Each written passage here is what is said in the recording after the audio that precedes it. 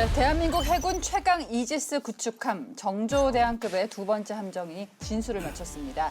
이름은 다산 정약용함인데요. 최근 이지스 전투체계와 탄도미사일 방어 능력을 갖추고요. 또 탐지 추적 능력은 기존보다 2배 넘게 강해졌습니다. 자, 한 단계 도약한 한국형 이지스함 다산 정약용함이 우리 해군 전력에 어떤 변화를 가져올지 디펜스 프라임에서 살펴보겠습니다. 마침 올해가 해군 창설 80주년이에요. 굉장히 의미가 있는 일이네요. 관함식도 하고 여러 가지 행사를 하는데 이 다산 정약용함은 이지스함 두 번째 배치 2의 두 번째 배죠. 그러니까 이 다산 정약용함이 나오면은 이제 이지스 구축함이 5척이 되는 거죠. 그렇기 때문에 막강한다 이렇게 얘기할 수 있는데 우리 인접국인 일본은 8척 이미 가지고 있고 우리는 이제 따라가는 형국이고 중국은 우리보다 성능은 좀 떨어지지만 052 공호함을 만들어 가지고 벽돌 찍어내야 한다 이렇게 하고 있는데 사실 이지스 구축함은 굉장히 비싼 배예요. 항공모함 다음으로 비싼 배라 이렇게 얘기할 수 있는데 세종대왕급 3척은 세종대왕함, 율곡 2함, 쇠유성룡함 3척인데 이거 나올 때도 온통 나라가 시끄러워서 왜 비싼 배를 가지려고 하냐. 그때 당시에 1조 2천억 정도 됐거든. 그러니까 배 한 척이 1조 원이 가는 걸 상상도 못하지. 빨리 만들어 오늘이 제일 싼 거예요. 국민들이 볼 때는 이해를 못하죠. 그렇죠. 그러나 그게 군함은 국력의 상징이거든. 국력 수준의 상징. 그렇기 때문에 말이 많았는데 아무튼 이런 배를 지금 우리가 5번째 만드는 건 기념비적인 사건이고 그래서 국민들이 굉장히 자부심을 느껴야 되고 이 원조 이지스 구축함이 미국의 알레이버급급이에요. 한 90척 이상 만들어냈는데 이 배보다 우리가 지금 성능이 대등 또는 우수하단 말이죠. 그래서 막 트럼프가 지금 막 우리한테 포커스를 맞추면서 도와달라 그런 거예요. 아무튼 이 배가 나옴으로써 이제 그야말로 군함 수준에서는 아주 선진국에 진입했다 이렇게 자신 있게 말할 수 있는 거죠. 근데 우리 이런 거 개발할 때 웬만한 위인 이름 거의 다 붙인 것 같은데 이번엔 정약용이 등장을 했어요. 네네. 의미가 남다른 게 정조대왕의 충신이기도 했잖아요. 그렇죠. 어떻게 짓는 거예요, 이런 이름은? 모든 무기 체계에는 이름을 지을 때 보면 역사와 이제 우리 한민족 기상 이런 것들을 덧입히거든요. 근데 해군 같은 경우는 좀 되게 보면은 되게 인상적이었고 제가 연구를 해보니까 인상적이었고 그 다음에 되게 뭐라 할까 아까 해군함이 국력의 상징이기 때문에 좀 다른 군보다 큼직큼직한 어떤 그런 사상적인 기반을 가지고 이름 짓는 게 있어요. 그냥 조그만 공세가 되는 게 아니라 그래서 큰 어떤 구축함 같은 경우는 이제 영웅으로 추앙받는 인물들 있잖아요. 왕 같은 강개토 대왕, 일지대왕 이런 식으로 해서 하고 있고 그러나 그 안에서 배제하는 원칙이 있어요. 한민족끼리 싸웠을 때는 그 영웅을, 그 장군을, 그 왕을 이름을 붙이잖아요. 예를 들면 들면요? 김유신 이런 것들. 김유신도 훌륭한 장군임에도 그럼에도 불구하고 한민족끼리 싸웠기 때문에. 그다음에 잠수함 같은 경우는 이제 바다와 관련 있는 인원들로 이름을 붙이고요. 뭐 장보고, 이천, 채무선 등으로 붙여왔고, 그다음에 214급 3번함부터는 안중근, 김자진, 윤봉길 등 항일 독립 운동가 이름을 붙이기 시작을 했어요. 네. 그다음에 상륙전에서는 뭐라고 하냐면 고준봉, 비로봉, 항로봉, 성인봉처럼 고지탈환의 의미를 이렇게 하는 거예요. 왜냐하면 적진에 들어가 그쪽을 우선은 점령을 하고 돌파해야 되기 때문에 그런 이름을 짓고 있고요. 그다음에 1800톤급 호위함 같은 경우는 대도시의 이름을, 그다음에 1200톤급 초계함은 중소도시 지명을 이렇게 붙이고 있어요. 그러니까 아까 말씀하신 것처럼 문 교수님께 말씀하신 것처럼 함정 자체가 국력이에요. 국가를 나타내는 것을 하는 거고요. 그래서 보게 되면 다산 정약용 하게 되면 뭐 충신이기도 하지만 우리가 생각할 때 이런 게 좀 이제 뭐랄까 생각이 날 거예요. 개혁. 발명가. 그렇죠. 그다음에 이제 기술 정책과 예. 기술 사상가 이런 측면이 있거든요. 선이 그래서 굵다. 그래서 이제 정약용의 어떤 이분의 어떤 업적을 길러서 결국에는 해군이 첨단 과학 기술로 가야 되겠다. 정예 강군을 가야 되겠다. 밑바탕을 과학 기술로 해서 우리는 작지만은 강력한 군대를 만들어야 되겠다는 어떤 의지를 여기다 담고 있는 것이죠. 네. 어떻게 보면은 더 이상 붙일 이름이 없을 정도로 우리가 많은 무기 체계를 갖춘다면 더 좋겠다라는 생각도 희망입니다. 듭니다. 예. 이 KFN을 통해서 네. 해군에 권고하고 싶은 게 있어요. 어떤 거요? 근데 이 이름 붙이는 것 자체가 미국의 시스템을 우리가 도입한 거거든. 그래서 뭐 영웅 이름, 그렇죠, 그다음에 그렇죠. 뭐 도시 이름, 예. 뭐 새 이름 여러 가지 있는데, 근데 이제 미국에서 우리하고 좀 틀리게 하는 것도 미국에서는 생존 인물에도 붙여줬어요. 레이건 대통령이 살았을 때도 붙였고, 근데 우리는 안 그다음에 그래도. 카터 대통령이 살았을 때 핵참선에 붙였고, 예. 레이건 대통령 항모에 붙였고. 그런데 우리는 맨 뒤에서 찾으려고. 왜냐면 6.25 전쟁 이후에 붙이면 또 이렇게 논란이니까. 뭐 그런 거 아니에요? 잠수함 이름도 여러 사람이 있는데 사실 그 이름 누구냐 이렇게 물어보는 사람이 많아요. 근데 사실 이게 해군 본부에서 열매지시를 통해서 그 실무자들이 다 검색을 해요. 그래가지고 붙이는 게 좋겠다. 시대별로 하는데 과감히 탈피하라.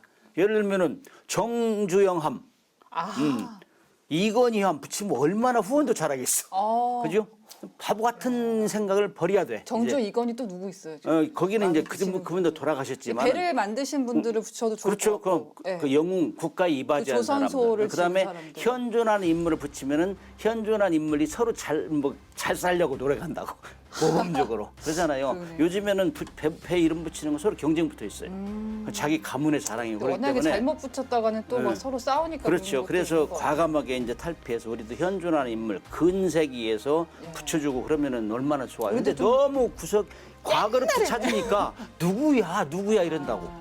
그래서 그런 걸 과감히 탈피했으면 좋겠다. 선이 굵게 오늘 굵게 가자. KFN을 통해서 강력히 권고합니다. 우리 글로벌 해줬으니까 꼭 옛날에서만 찾아야 되냐. 네, 맞아요. 그렇죠. 미래를 향해 가보자라는 말씀이셨고, 해상 삼축 체계가 다산 정약용함 감시 방어 타격력을 두루 갖췄다 해서 해상 삼축 체계 핵심 전력으로 꼽히고 있습니다.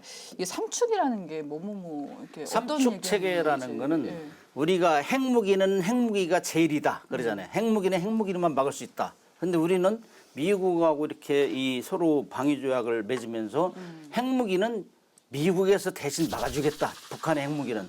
그래가 우리 핵무기가 없잖아요.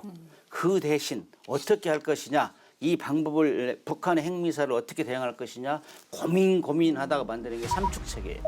삼축체계라는 맨 먼저 1축은 인공위성 그다음에 감시 정찰 이런 거 보고 깨뚫어지게 쳐다보고 있다가 핵무기를 쏠 것 같으면 거기를 타격하는 거예요. 이걸 킬체인이라고 킬체인 1축. 그다음에 거기를 타격했는데도 핵무기 또 날라와? 부산에 맞아? 서울도 아니고 뭐 이렇게 할 수 있잖아요. 다 막을 수 없으니까. 그렇게 하면 넘어가지고 중간에 오는 건 요격시키는 걸 이걸 KAMD 한국형 미사일 방어 체계. 그런 그래 막아내요. 그래도 북한에서 계속 우리를 공격해. 그러면 우리가 가지고 있는 한미 연합 자산을 총동원해서 가지고 있는 미사일 모든 걸 퍼붓는 거예요. 그게 대량 응징 보고 그래요. 이걸 삼축 체계라는데 그게 통상적으로 육지에서 이루어지는 전투고.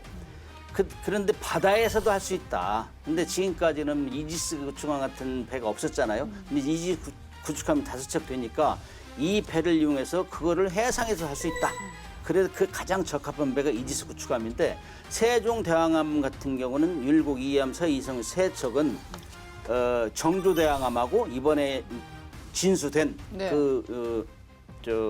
정약용함 이런 데는 세종대왕이 없는 그야말로 강펀치를 가지고 있어요. SM3, SM6 그 탄도 미사일 요격 능력도 갖췄다라고 평가를 받는데 구체적으로 어떤 건가요? 이게 다산 정약용함 이지스함이잖아요. 거기서 이제 SM3하고 6를 탑재를 한 거죠. 하면서 어쨌든 간에 이제 막는 것은 하나만 수단을 갖고 있으면은 이제 좀 불안하잖아요. 그래서 다중으로 이렇게 계속해서 씌워 놓는 것들이 안전하다고 우리가 평가를 하지 않습니까? 그래서 이거를 이제 그 미사일을 이 두 미사일을 이제 고도와 사거리를 다각해서 이제 배치를 한 거예요.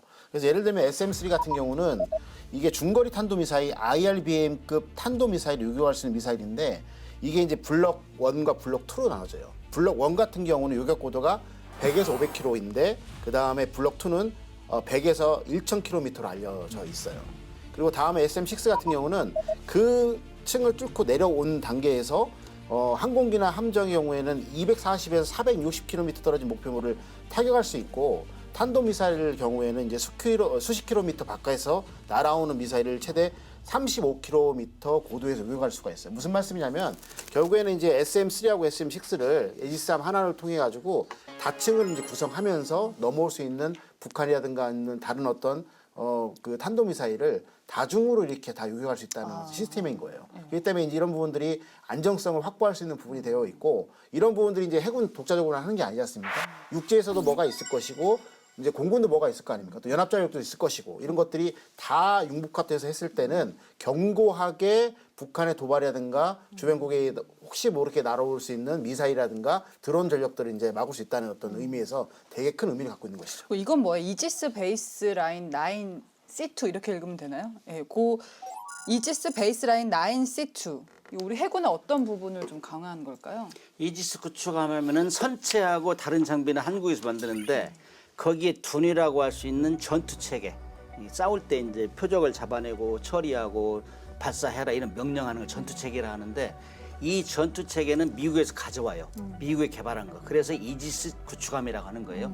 근데 이 전투 체계 값이 함 선가의 한 20%예요. 네. 상당히 많이 비싼 거죠. 근데 그 이지스 전투 체계 모델이 세종대왕급은 7.R이고 이거는 정조대왕급은 정조대왕 다산 정약용함은 9C2예요. 9C2. 그래서 전투 체계 모델이 바뀌면서 가장 큰 변화는 일단 세종대왕급에 없는 미사일 2개가 이제 쏠 수 있어요. SM6하고 SM3. 근데 2009년도에 북한이 대포동 미사일 쏠 때 미국, 일본, 우리 구축함 세 척이 그 동해 배치됐어요. 그 누가 먼저 잡느냐 했는데 우리가 제일 먼저 잡았어요. 세종대왕함이. 그래가지고 야, 잘 잡네 했는데 비아냥거린 이유 중에 하나가 야, 너네 잡으면 뭐하냐? 쏠 미사일도 없는데 ICBM을 쏠 미사일이 없는데 그래가지고 비아냥거렸는데 그것이 이 세종대왕함은 그 쏠 수 없는 SM3를 쏠 수 있는 체계가 변화되는 거예요. 그래서 SM3를 하면 아까 말씀하셨지만 조 박사 얘기하셨지만은 다층 방어. 그냥 사드까지는 150km까지 고도 150km까지 잡아내는데 그 이상은 없었어요. 그러나 이제 SM3가 들어오면은 150km에서 그 이후 1000km까지 고도까지 잡아낼 수 있고 그다음에 SM6 같은 경우는 우리가 이제 SM2는 이미 세종대왕이 있는데 6는 없단 말이에요. 6가 들어오면은 2는 170km까지 우리가 삼중방어를 할 수 있어요. 근데 6가 들어오면 240km, 460km까지 늘어나요. 아이고야. 거리도 늘어나고 고도도 35km까지 늘어난다고. 이런 차원에서 많이 달라져요. 그다음에 이제 그것이 베이스라인 7.R하고 9C2하고 가장 큰 차이예요. 현무포는 워낙에 명성이 자자하잖아요. 함대지 미사일로. 이게 다산 정약용함에 탑재될 가능성이 있다고 얘기가 나오고 있는데 이게 많이 탑재되면은 엄청나게 업그레이드 되는 거잖아요. 그 엄청난 군사적 효과가 있는 예. 거죠. 뭐 현무포 같은 경우는 다 아시다시피 사거리가 500에서 800km 정도가 되고 탄두도 이제 중량을 1에서 4톤까지 변화할 수가 있고 그래서 지하 벙커를 이제 파괴할 수 있는 무기 체계잖아요. 마 10 정도가 되는 거고 최고 속도가. 그래서 이게 뭐 군사 전문가들 같은 경우는 전술 핵무기 정도의 파괴 수준이 있다라고 얘기하는 건데 이게 보면은 이제 현무 시리즈가 포 시리즈가 이제 세 가지 정도가 있어요. 디대지, 지대지 그러니까 육군이 사용할 경우에는 현무 4-1. 그다음에 이제 함대지 같은 경우에는 탄도미사일을 이제 함대지 탄도미사일 같은 경우에는 이제 4-2. 그다음 잠대지, 잠수함에 쏘는 거죠. 그러니까 이제 SLBM이라고 말하는 것처럼 4-4로 구분이 되어 있어요. 그러니까 이게 무슨 말이냐면 현무 시리즈를 해군까지 장착이 되면서 다양한 멀티 도메인에서 쏠 수 있다는 겁니다. 그러면 뭐가 되냐면 예를 들어 이런 측면이에요. 멀티 도메인을 하게 되면 지상, 해상, 공중, 사이버, 전자기, 우주, 인집 여러 가지를 하고 있잖아요. 나는 이 다양한 영역에서 다 쏠 수 있는데 적들은 한 2가지 영역도 못한다 하게 되면 뭘 달성했냐면 기습을 달성할 수가 있어요. 왜? 나는 6개나 7개의 공간에서 활용할 수 있지만 얘는 2가지밖에 못하기 때문에 얘가 활용하지 못하는 공간을 우리가 뚫고 들어가게 된다면 어떻게 되는 거죠? 얘네들은 당할 수밖에 없는 거죠. 그렇기 때문에 또 이런 기습뿐만 아니라 기만, 그다음에 또 이렇게 내가 사용하지 못하는 공간을 통해서 영역을 통해서 발사를 하기 때문에 그렇게 되면 마비를 달성할 수 있는 거죠. 그래서 군사적 효과가 되게 높은 것이고 이것이 해군이 또 중심이 돼서 대양 바다에서 왔다 갔다 하면서 종횡무진하면서 쏘게 된다면은 적에게 되게 전략적 마비 효과까지 나올 수 있는 군사적 효과가 창출되는 겁니다. 그러면 다산 정약용함에 어떻게 이렇게 대형 유도 무기들을 운용할 수 있느냐 보니까 발사관이 달라져서입니다. 그리고 총 88셀 수직 발사관이 있는데 그중에서 24셀이 대형 미사일 발사를 할 수 있단 말이에요. 근데 좀 놀란 게 이것도 우리 기술로 개발이 됐다. 그렇죠. 세종대왕급이 알레이버크 구축함 비교할 때 우리가 미사일 발사 셀이 많았다 그랬어요.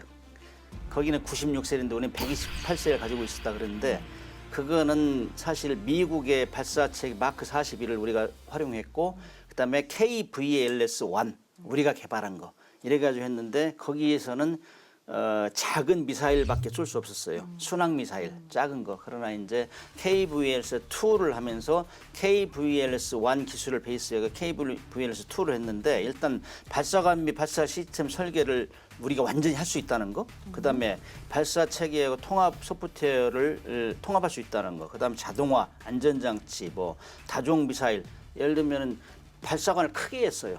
KVLS-2는 KVLS-1보다 이 직경이 커요. 그래서 미사일도 크게 할 수 있고 다양한 미사일 쏠 수 있다. 이런 점에서 완전히 크기가 차이 나는 거고 그다음에 발사하다가 막 너무 고열이니까 불날 염려도 있고 그런데 안전장치를 강화했다. 이런 차원에서 이제 미국에 전혀 의지하지 않고 기술 종속에서 완전 탈피했다. 이런 얘기를 할 수 있는 거죠. 그래서 아무튼 이건 국산화가 이제 중요한데 이렇게 함으로써 돈도 절약하고 그다음에 우리가 원하는 그동안 우리 해군에서는 육군이 얘기할 때 해군은 우리 전투 일어나면 우리 지원하는 거 별로 없어 이랬는데 이제 바다에서도 공격해 주니까 그러네요. 평양 주석공을 바다에서 타격할 수 있으니까 KVLS-2 여기서는 큰 미사일로 화력을 이제 지원할 수 있으니까 보다 효과적이죠. 수직 발사대를 국산화했잖아요. 이건 네. 어떤 의미로 볼 수 있을까요? 시어머니가 없어지는 거죠. 예? 무슨 말이냐면 이 국산화가 안 되게 되면은 그 부품이라든가 말씀의 소부장들을 다 해외에서 이제 갖고 와야 되잖아요. 근데 문제는 뭐냐면 우리는 이제 먼 거리가 떨어져 있기 때문에 전시라든가 유사시에 보게 되면 그게 만약에 바닷길도 막아버린다 하게 되면은 수급이 안 되잖아요. 그러면은 결국 뭐냐면 그 장비에 대한 가동률이 이제 낮아지는 거예요. 그러면 전투에 투입 못 하겠죠. 그럼 우리 생명들이 이제 뭐랄까 피해를 보는 상황이 되어 있기 때문에 이 국산화가 된다는 것은 뭐냐면은 결국에는 군사적으로 봤을 때는 작전 템포 빨라진다. 그걸 빨라지게 하는 거예요. 그래서 이게 되게 중요한 거고 그래서 국산화를 하는 거고 예. 그다음에 또 이런 부분을 보게 되면은 우리 국산화 했을 때는 뭐 기술이라든가 비용 그다음에 인력 뭐 정보 제공의 문제들 다 해결할 수 있는 부분이 있는 것이죠. 그래서 아까 말씀드린 것처럼 이제 우리가 이제 한 발사관에서 다양한 종류의 미사일 쏠 수 있는 것들이 이제 아까 말씀드린 것처럼 KVLS-2라고 하지 않습니까? 국산화가 됐기 때문에 우리가 그걸 가지고 여러 번 시험도 하고 테스트도 하고 이것도 해보고 실패도 하고 성공도 해볼 수 있기 때문에 이런 애니셀 애니 미사일에 관련된 KVLS-2를 개발할 수 있는 거예요. 그래서 국산화가 됐다는 건 다시 한번 말씀드리지만은 첫 번째 시어머니가 없어지면서 작전 템포를 빨리 가할 수 있고 이런 식으로 해서 우리가 하나의 어떤 플랫폼이나 다양한 미사일 쏠 수 있는 혁신을 추구할 수 있는 것입니다. 또 여기서 극초음속 미사일도 운용할 수 있어요? 그렇죠. 이제 할 수 있다고 보고 있는데 얼마 전에 이제 하이코어 극점속 이제 순항 미사일이 공개가 됐죠. 그래서 우리 군은 앞서 제가 설명드렸지 않습니까? 현무4가 다영역 이제 플랫폼에서 발사될 수 있도록 하면서 전략적 유연성이라든가 융통성을 가질 수 있다고 말씀드렸는데 이 하이코 발사 플랫폼도 아마 이제 다영역화 할 겁니다. 할 거기 때문에 그 중에서 저는 이제 집중하고 있는 게 뭐냐면 그 정조 대항급에 장착이 될 거로 보고 있거든요. 네. 왜냐면은 KVLS-2가 아까 말씀드린 것처럼 다양한 미사일을 쏠 수 있도록 이제 있는 플랫폼이잖아요. 그렇기 때문에 이제 극점속 순항 미사일 하드코어도 발사가 될 수 있는 여지가 있을 거고요. 그다음에 두 번째는 뭐냐면 해군 소요를 보게 되면 극점속 대함 유도탄 개발이 반영되어 있어요. 그렇기 때문에 가장 빠르게 지금 뭔가를 하고 있을 것이고 이걸 실전 배치하기 위해서는 가장 빠른 것이 아까 말씀드린 것처럼 해군의 플랫폼이 될 것이다. 그 중에서도 가장 중요한 게 KVLS-2가 핵심적 역할을 할 것이다라고 얘기를 말씀드린 거고요. 여기에서 보시게 되면은 이런 겁니다. 예를 들어서 아까 말씀드린 현무4 같은 경우는 지상, 해상, 공중에서 발사할 수 있도록 다양한화 시키지 않습니까? 그 안에다가 이런 급종속 미사일까지 하게 되면 발사 플랫폼뿐만 아니라 하나는 순항 미사일, 하나는 탄도 미사일이고 뭐 하나는 어떤 요격 미사일이고 하는 것처럼 다량의 어떤 다종의 미사일을 소개하면서 적에게 이게 되게 곤란함을 줄 수가 있는 거예요. 지휘 통제에 마비를 줄 수 있는 부분이 있기 때문에 이런 부분들이 이 다영역을 활용한다는 것들, 다영역을 활용하는데 그 수단도 다종화한다는 것들, 네, 이게 군사적으로는 상당히 매력적이고 전략적이라고 판단할 수 있습니다. 이것도 우리 기술로 개발을 했어요. 첨단 통합 소나 체계, 이걸 다산 정약용함에 탑재를 했습니다. 이게 얼마나 탐지 능력이 향상이 되는 걸까요? 이 구축함의 주된 목적은 이 대잠전, 잠수함 잡는 게 첫 번째 목적이고 그 다음에 이제 대공 방어 이게 두 번째 목적이라고 볼 수 있는데 왜냐하면은 옛날부터 구축함을 왜 만들었냐면은 토피도 보트라고 있어 요 옛날에 1차 대전 뭐 초 이런 때는 그 자그마한 배에다가 어리를 실어 가지고 와서 구축함을 함정을 공격하는 거예요. 그래서 그걸 때려잡자 해가지고 디스트로이어라고 했다. 디스트로이어 구축함. 근데 이게 이제 그 목적으로 썼다가 지금은 뭐 대공 방어도 하고 뭐 이 탄도탄 미사일 방어라고 완전히 막 올라운드 플레이어로 성장을 했는데 사실 이 세종대왕함하고 다산 정약함은 가장 틀린 게 아까 얘기한 대로 그 탄도탄 미사일 방어를 한다고 했잖아요. 그거에도 또 다른 두 번째 차이가 이거예요. 통합 소나 체계. 그래서 잠수함을 잡아내려면은 음파 탐지가 잘 돼야 되거든. 보내는 음파로 적 표적을 잡아내야 되는데 세종대왕급은 맨 함수 앞에 선체 고정된 음탄기가 있고 그 다음에 맨 뒤에 이제 끌고 다녀요. 그래서 그걸 타스라고 하는데 예인형 선별 소나라고 하는데 이거 왜 그러냐면은 배가 이제 기동을 하다 보면 엔진 돌아가고 막 시끄럽잖아요. 그래서 자기가 음파를 보내가지고 들어오는 걸 깨끗한 음파를 가지고 식별을 해야 되는데 자기 소음이 들어가니까 식별이 안 되는 거예요. 그래서 그거 분리하기 위해서 토우더레일을 끌고 다니는 거예요. 한 1km까지 끌고 다니는 거예요. 그렇게 배하고 독립된 그게 이제 세종대왕의 그 무기인데 저 인파 탐지인데 이 정조대왕급은 거기다 플러스 알파를 한 거예요. 그래서 통합을 한 거예요. 그 함수하고 함유하고 있던 이 소나를 통합을 하고 통합해서 신호를 처리한다 이거죠. 그 다음에 함 중앙에는 VDS라는 걸 또 실었어요. Variable Depth Sonar이고 가변 심도. 네. 그거는 200~300m까지 소나를 내리는 거예요. 물 밑으로. 그렇게 하면 어떻게 되겠어요? 잠수함을 잘 잡아낼 수 있잖아요. 함수에 있는 것만 사용하는 게 아니고. 그래서 Variable Depth Sonar, 함수에 있는 선체 고정의 소나, 끌고 다니는 소나 이거를 다 통합해 가지고 모든 정보를 다 종합해.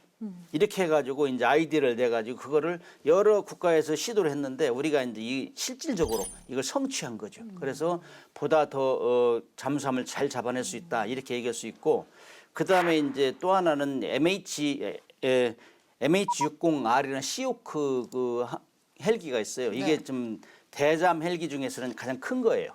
그래서 이거를 이제 미국에서 사와가지고 여기 2대씩이 실어요. 그러므로 해서 이 이지스 구축함 정조대왕함하고 다산 정약함은 훨씬 잠수함을 멀리 잡고 3배 이상 멀리 잡고 탐지 능력 처리하는 속력도 빨라졌다. 이런 차원에서 차이가 있는 것이죠. 그럼 국산화 비율이 저희가 따져보니까 80%를 넘었더라고요. 뭐뭐뭐 이렇게 국산화된 거예요? 지금 다 말씀 나눴죠. 네. 그래서 아까 말씀드린 것처럼 더 있을 것 같은데. 한국형 수직 발사대 KVLS 말씀 나눴고요. 그다음에 이제 방금 교수님께서 설명해 주신 것처럼 통합 소나 체계도 마찬가지고 여기다 이제 뭐 다기능 레이더는 다 여러 번 소개를 했으니까 더 이상 필요가 없을 것 같고요. 그다음에 전기 추진 체계를 하이브리드형으로 만들었어요. 그래서 이게 기동력과 이제 운용 효율성을 극대화시키는 측면도 있고 이런 굵직굵직한 것들이 이제 함정이라든가 이런 게 들어갈 때 핵심적인 장비라고 얘기를 하고 있거든요. 그래서 이런 부분들을 다 우리가 지금 현재 국산화율을 80%를 달성했다는 것은 상당히 대단한 부분이고요. 결국 이런 부분들은 뭐 미국이라든가 뭐 영국 같은 어떤 그런 해양 강국 이외에는 달성할 수 없는 부분인데 이게 쉬운 부분이고 쉽지 않은 부분이고 그래서 이런 80%를 담당했기 때문에 달성했기 때문에 기술 이후에도 계속해서 이제 그 율은 높아질 거라고 생각을 하고 있습니다. 더 중요한 건 뭐냐면 이런 어떤 하드웨어적인 것뿐만 아니라 이제 우리 해군 같은 경우와 이제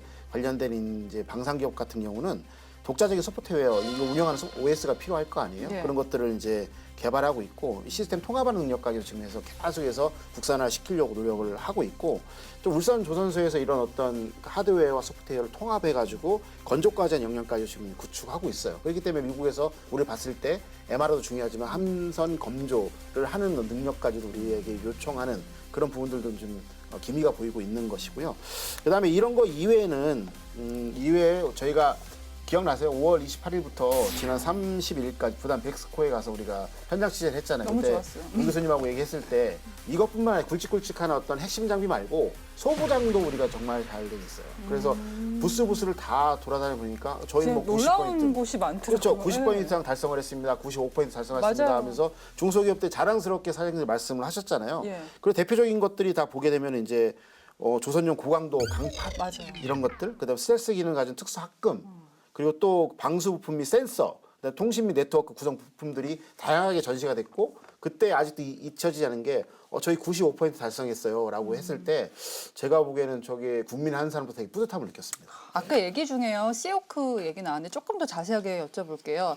구축함을 할 때 그러니까 탐지하고 공격하면 그러니까 일종의 사냥꾼 같은 역할을 해상 작전 헬기가 하잖아요. 여기에 이제 시오크가 탑재가 됐는데 이전에 비해서 얼마나 그 사냥꾼 능력이 올라간 것인지. 잠수함이 제일 싫어하는 게 항공기거든. 2차 대전 말경에는 항공기에서 공격받은 잠수함이 56%가 격침됐어요. 바다 안에 있으니까 어찌할 수가 없는 거예요. 나와서 이제 네. 디젤 잠수함은 충전을 해야 되니까 물 가까이 수면 가까이 올라가야 되니까 이때 공격받아서 격침한 게 이 대서양 전투에서 56%입니다. 그렇죠. 그래서 상당히 두려워하는데 이것도 큰 변화 중에 하나예요. 그 세종대왕함 이전 그 호위함에서는 주로 레오나르도 다빈치사에서 제작한 와일드캣이나 그다음에 뭐 그 링스 헬기 이 대잠 헬기를 활용했는데 이건 좀 작아요. 근데 이것이 이제 수십 년간 사용하다가 이번에 이제 정조대왕급 오면서 이제 시오크로 이제 변형되는데 이게 미국 거란 말이지 이거는. 이거 들어올 때 상당히 감론을박이 있었어요. 이거 너무 크지 않느냐. 배는 작은데. 근데 이제 배치 2 그러니까 정도대왕 다산청해하면 이게 2대씩 실게 돼 있고 네. 지금 이제 세종대왕급 세척은 약간의 이제 이 모디파이를 통해서 2대씩 쓸 수 있다 이렇게 얘기를 하는데 이게 왜 그러냐 좋냐면은 일단 크단 말이죠. 그래서 뭐 길이가 19.7m, 폭은 3.3m, 최대 속도는 270km 시속. 그다음에 최대 양속거리가 830km. 그다음에 500m까지 내릴 수 있어요. 소나 디핑 소나를 하는데 항공기는 눈으로 봐서 이제 탐색도 하지만은 자기가 줄을 내려가지고 물속에 담가요. 소나 그 센서를. 그래가지고 거기서 신호를 보내가지고 잡아내는데 그걸 500m까지 내리고 수중 그러니까 잠수하면서 기분 나쁘죠. 기분 나쁠 틈도 없이 수건던데 공격당할 것 계속 같은데. 따라오니까 네. 그래서.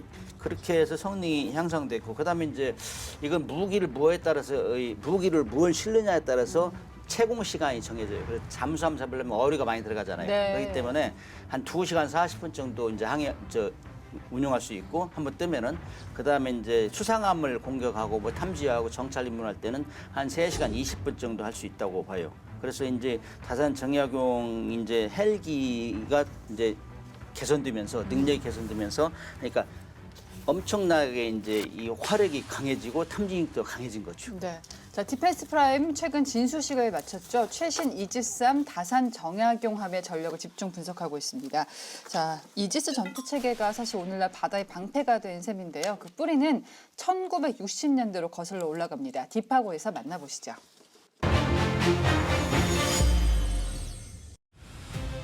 첨단 드론이 미래전의 양상을 바꾼 게임 체인저라면 1960년대 해양전의 게임 체인저로는 바로 이 무기 체계가 있습니다.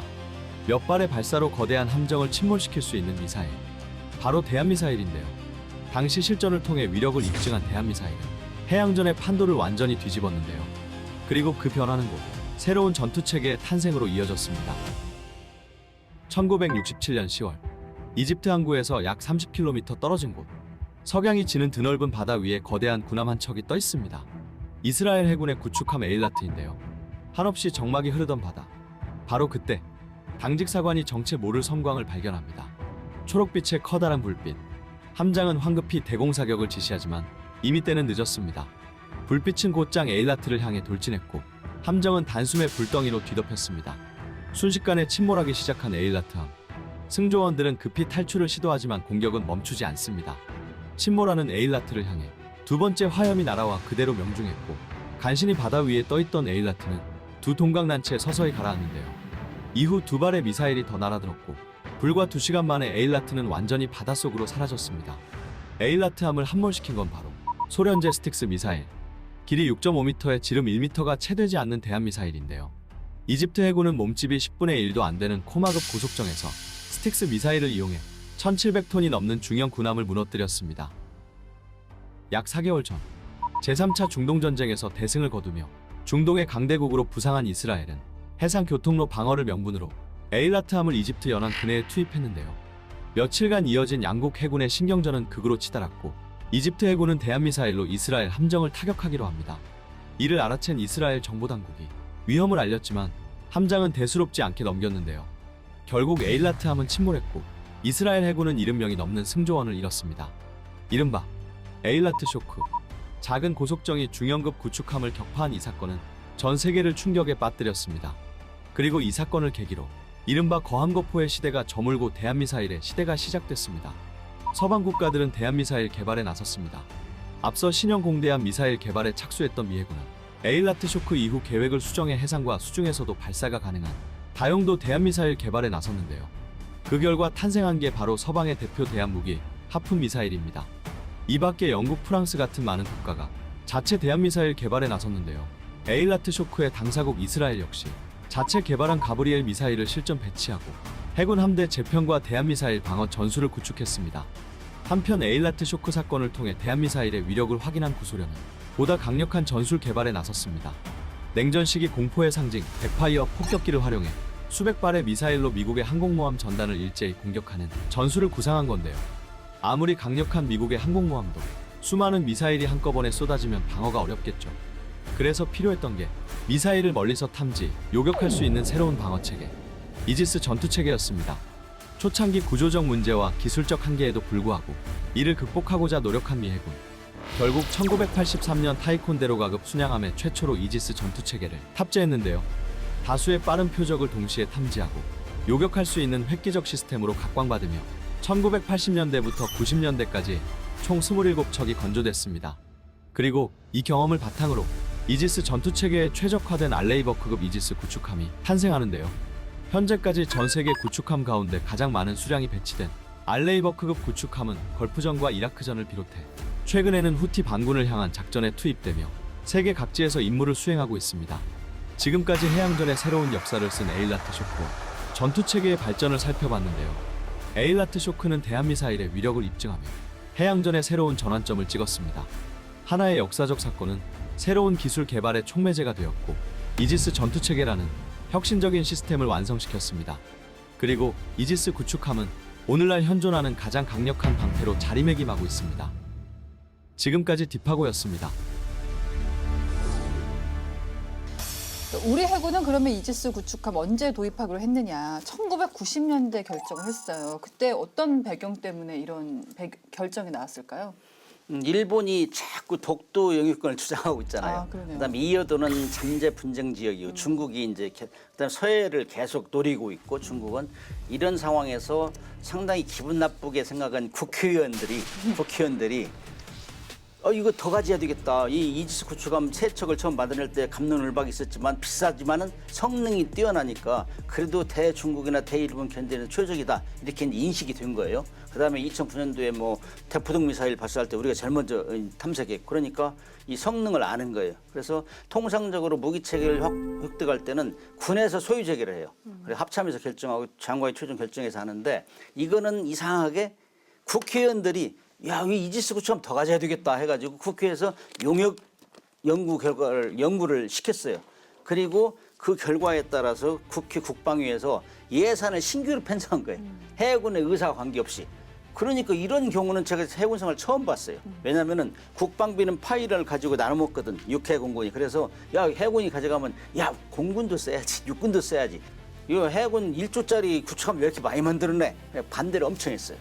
그런데 국회에서 하니까 꼼짝 못한 거예요. 그럼에도 불구하고 이 정조대왕급 세 척이 나오고 있잖아요. 네. 그 정도로 이 중요하고 그다음에 이제 이렇게 됨으로써 2009년도에 세종대왕함이 북한의 대포동 미사일을 탐지하고 격추를 못했는데 격추할 기능이 없었는데 그걸 확보하는 차원에서 북한이 지금 계속 우리를 압박하는 것 중에 하나가 ICBM이잖아요. 네. IRBM 네. 이런 거 가지고 하는데 그거를 우리가 요격할 수 있다, 탐지할 수 있다 이런 차원에서는 굉장히 중요하고 역할이 커진다 이렇게 얘기할 수 있죠. 이게 이제 저희가 가지게 되면서 해군이 작전을 짤 때도 훨씬 폭이 넓어졌을 것 같아요. 그 이전과 이후를 비교한다면 그렇지 어떨까요? 이제 2009년도에 세종대왕이 이제 이 북한의 그 대포동 미사일 탐지했는데 발사할 수 없었단 말이에요. 교육을 시킬 수 없는 기능이 없어가지고 답답했는데 이게 나오면서 이제 그것도 할 수 있다. 그 능력도 부여할 수 있다.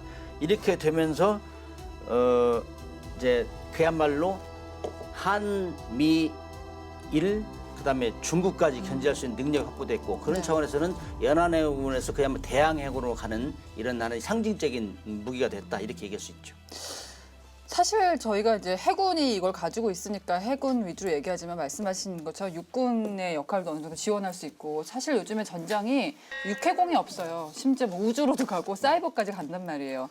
그러니까 통합 네트워크, 일당백을 하는 것 같은 그런 전장 관리가 매우 중요해지고 있는데 이 정약용 함도 통합 네트워크 전장 관리 능력 갖추고 있습니까?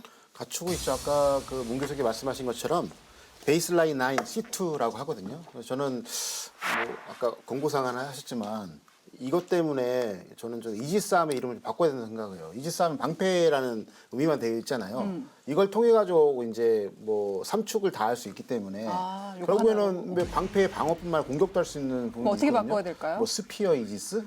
예를 들어 그건 제 내피셜인데 모순이 되네, 모순. 예, 그래서 모순이지만은 그 모순이 있기 때문에 애매모호하고 그러네. 그래서 전략이 창출되는 거거든요. 네. 그래서 이게 이제 베이스라인 9 C2가 결국에는 공군과 육군하고 연동이 가능하거든요. 네. 그래서 공군과 같은 경우에는 공군이 갖고 있는 것처럼 PSI 조기 경보기가 있고 타격 체계보는 F-35랑 16 등 여러 가지 타격체가 있을 거잖아요. 그러면 상호 데이터 실시간 주고 받으면서 이제 표적 정보를 공유를 하는 거예요.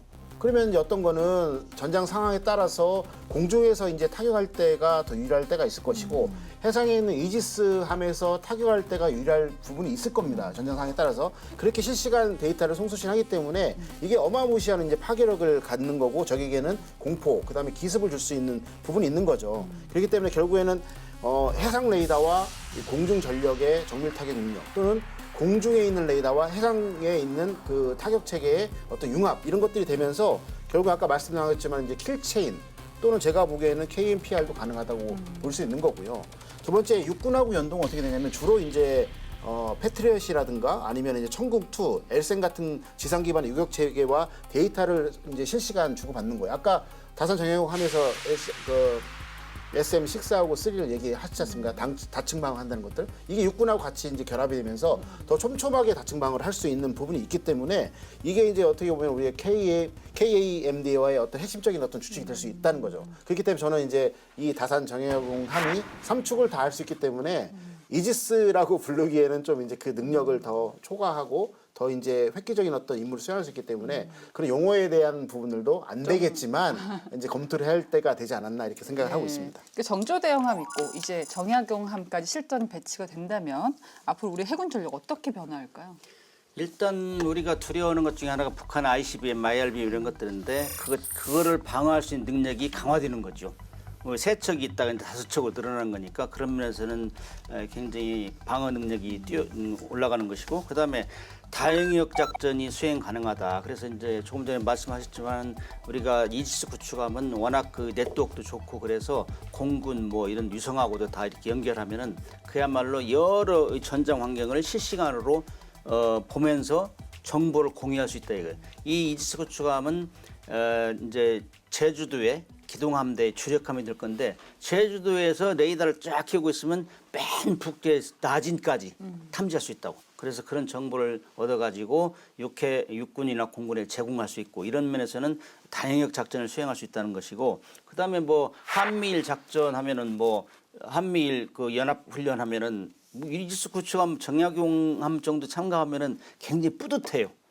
우리 수준이 이 정도구나. 그래서 뭐 연합작전 위상이 올라가는 것이고 그다음에 이제 우리가 1대1로 전력을 구성할 수 없는 데가 중국하고 일본이잖아요. 워낙 경제력 규모가 크니까. 그러나 그럴 정도는 아니더라도 이지스 구축함 한 6척 가지고 있으면은 뭐 동서남에 배치하면은 감히 우리를 함부로 건들 수는 없죠. 자기들로 우리를 건들면 팔 하나 부러진다 이런 느낌을 줄 수 있기 때문에 이런 면에서는 우리가 상당히 주변국 억제력이 강화된다 이렇게 얘기할 수 있죠. 자, 이렇게 최첨단 이지스함을 전력하면서 대한민국 해군은 정말 세계 최고 수준의 해군력으로 또 한 번 도약을 했습니다. 사실 요즘에 인공지능 발달하고 있죠. 해양 안보도 매일같이 바뀌고 있어서 굉장히 뭐 해군으로서도 도전 과제가 매우 많다고 느껴지는데 어떤 게 시급하다고 보십니까? 제가 해군을 많이 사랑하는데요. 그래서 해군 대학에 가서도 제가 특강을 이제 재능 기부를 많이 하고 있습니다. 그래서 해군 장교, 학생 장교들하고 얘기 나누는 것 중에 제가 이런 얘기를 해요. 이지스함 되게 비싸잖아요. 지금 5척, 6척, 7척, 8척 함부로 늘릴 수 있는 게 아니거든요. 국력과 비례하기 때문에. 그런데 우크라이나 러시아 전쟁을 잘 봐라 이렇게 얘기를 해요. 흑해 함대가 러시아의 강력한 함대였지 않습니까? 지금 다 사라졌잖아요. 근데 그걸 공격한 게 무엇이었느냐?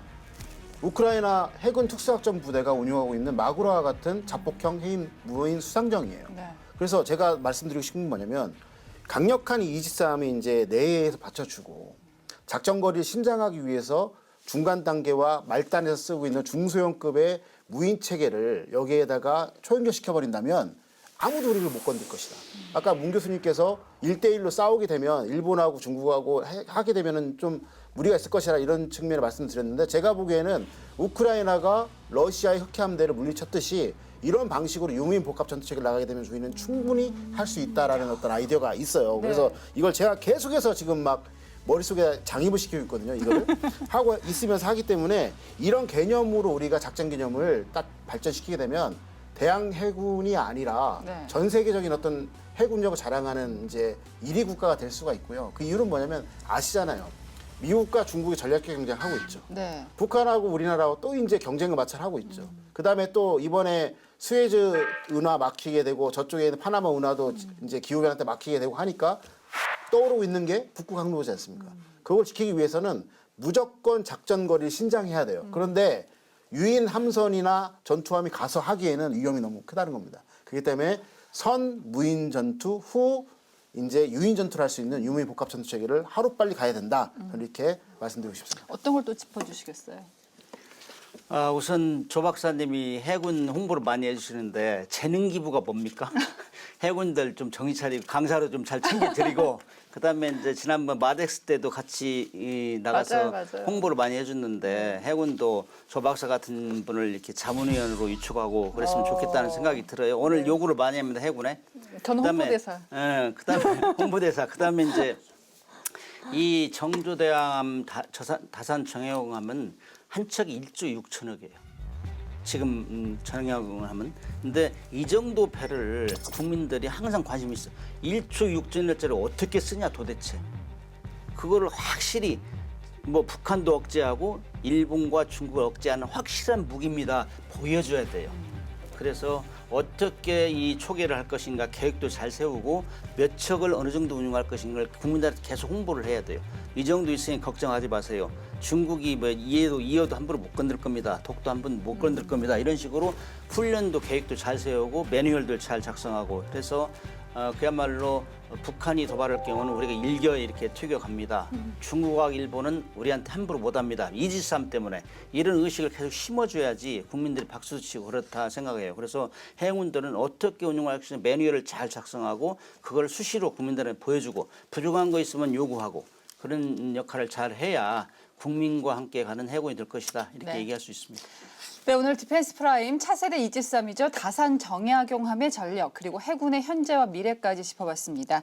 오늘 준비한 내용은 여기까지입니다. 저희는 매주 금요일 밤 10시 KFN에서 여러분 찾아갑니다. 고맙습니다.